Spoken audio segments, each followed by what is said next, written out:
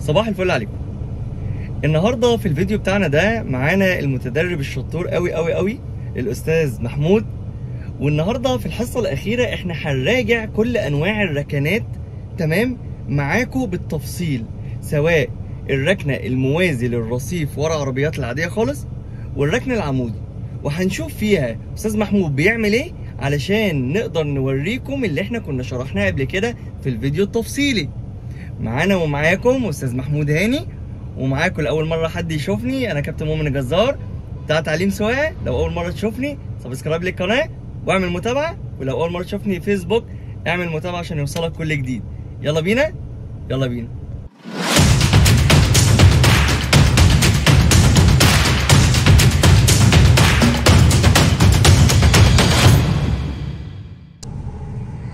اول ركنه معانا يا جماعه ان احنا هنركن ما بين العربيتين اللي انتوا شايفينهم دول، العربيه الفضي الكيا سول والعربيه الشيفروليه الافيو اللي جنبنا دي. احنا مطلوب مننا ان احنا دلوقتي ندخل ما بين العربيتين دول. هنشوف استاذ محمود هيعمل ايه بالظبط عشان ندخل في وسط الركنه دي. جاهز يا مستر؟ هنعمل ايه بقى الاول؟ اشرح كده للناس ان احنا هنعمل ايه. اخر فانوس في العربيه اللي قدام في اخر الشباك اللي ورا. جميل، بس بعد ما نعمل ايه الاول؟ بعد ما نيجي الاول جنب العربيه. اول حاجه هنعملها يا جماعه ان احنا هنيجي بالتفصيل كده ان احنا نطلع قدام لحد ما نوصل جنب العربيه كيا سول زي ما احنا اتعلمنا في الفيديوهات اللي قبل كده، وناخد بالنا ان احنا لازم نسيب مسافه 50 سم بيننا وما بين العربيه كيا سول علشان اعرف ان انا اخد كله يمين وفاديه وارجع بظهري لورا. بس احنا قلنا نقطة مهمة جدا ان لازم يكون اخر فانوس في العربية الكيا سول اللي على الشمال في اخر الشباك اللي ورا زي ما انا هوضح لكم دلوقتي. يلا بينا كده يا استاذ محمود نشوف هنعمل ايه. يلا اول حاجة هنعملها ان احنا هنبدأ ان احنا نتحرك بالعربية ونوصل لحد العربية الكيا سول واحدة واحدة كده علشان نوضح للناس والمتابعين بتوعنا احنا ازاي بنعمل الحركة دي ببساطة. احنا كده جينا هنا يا جماعة اهوت تمام لغايه ما بقى بيننا وما بين العربيه قيمه 50 سم. 50 سم ده انك انت بالبلدي كده تعرف تفتح الباب كده تمام، دول ال 50 سم. الحاجه الثانيه ان احنا لازم نشوف الفانوس بتاع العربيه كيا سول في اخر الشباك. احنا عايزين كده نطلع كمان شويه يا استاذ محمود لحد ما يوصل بس كده. شفتوا يا جماعه المنظر ده؟ احنا كده فانوس العربيه في اخر الشباك اللي ورا اللي فيه الكنبه. ادي الكنبه اهي وادي الشباك وادي الفانوس في اخر الشباك تمام كده. هيبدا بقى استاذ محمود يعمل اللي احنا عملناه بقى في التحضير العادي اللي هو ايه؟ ان انا اجيب مارشدير اللي هو الرجوع للخلف. جميل، اشيل دبرياش واحط تاني علشان يجي معاك مظبوط. وجبت كله يمين كده. استاذ محمود جاب كله يمين اهوت يا جماعه، وهيبدا يرجع بالعربيه واحده واحده وهو باصص في المرايه. يلا يا استاذ محمود نبدا، يلا نرجع واحده واحده كده. برافو. طبعا بنخلي بالنا يا جماعه من المرايه الشمال عشان لو حد جاي لنا، وبنرجع بالراحه واحده واحده ملناش دعوه بالكيا، وبنرجع لغايه ما نوصل زي ما احنا قلنا كده ان العربيه في المرايه كانها خبطت الرصيف. شفتوا يا جماعه المنظر ده؟ المرايه بتوضح ان عربيتنا اللي هي لونها نبيتي خبطت الايه؟ الرصيف. بعد كده بعد ما بنقف بنعمل ايه بقى يا استاذ محمود؟ بجيب كله شمال. برافو عليك. وانا زي ما انا على الرجوع للخلف، وتبدا العربيه تلف تلاقي انك انت جيت بالراحه جنب الرصيف اهو اهو اهو. بيرجع واحده واحده كمان كمان كمان شويه لحد ما تبقى موازي للرصيف بالظبط. كمان شويه يا استاذ محمود. بس لو بصيتوا يا جماعه في المرايه كده هتلاقوا احنا والرصيف موازيين للبعض. استنى بس يا عم، مش تقول للناس عملت ايه؟ ارجع تاني كله شمال عشان تعرف. ايوه كده. ده يا جماعه اخر حاجه احنا كنا عاملينها، كله شمال وبدانا نرجع لحد ما وازينا الرصيف. بعد كده بنعمل ايه بقى يا استاذ محمود؟ بنعمل ايه؟ بمور العربيه وارجع الدركسيون قد ايه عشان العربيه تعدل؟ ادي نص ونص ونص. طيب معلش ممكن تعملها تاني عشان توضح للناس؟ هات كله شمال لحد ما يقفل معاك.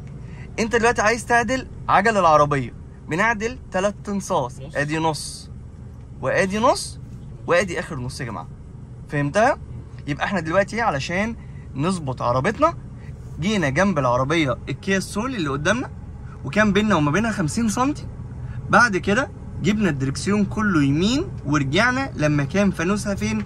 في اخر الشباك اللي ورا. رجعنا لحد ما بقى في المرايه ان احنا خبطنا. بعد كده عملنا ايه؟ كله يمين ومارشدير ورجعنا. وبعد ما جينا عند المكان اللي احنا قلنا عليه جبنا كله شمال وايه؟ ورجعنا لغايه ما العربيه تظبط ورا الكيا السول بالظبط.